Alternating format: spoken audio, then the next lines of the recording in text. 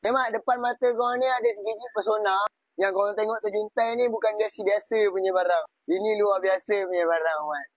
Korang boleh tengok video semalam dia yang aku ada pension pasal pesona. Pesona ni yang aku kata ni. Orang suruh tukar timing belt, dia tak nak tukar. Ni lah makan dia.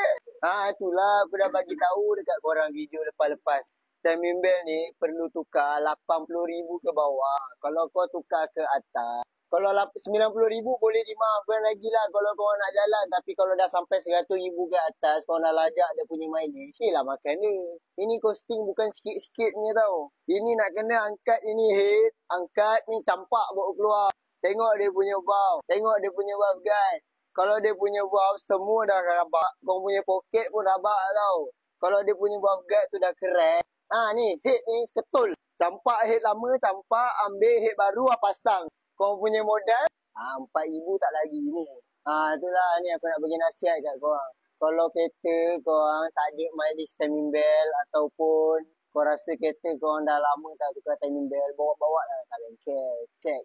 So, foreman check, tak ada masalah. Boleh je, kau datang je bengkel, so dia check. Bang, nak check timing belt? Kita orang boleh buka, tengok, check kau punya timing belt macam mana condition.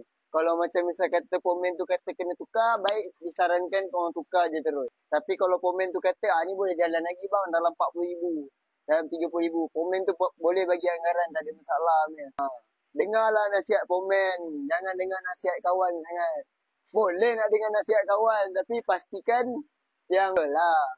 Janganlah yang duk takak lebih tapi semua benda buat palatau. Itu nanti korang enggak yang rugi. Duk dengar cakap member, member pula jenis kaki kepala tau punya. Itu ni apa engine rosak. Tak pasal-pasal.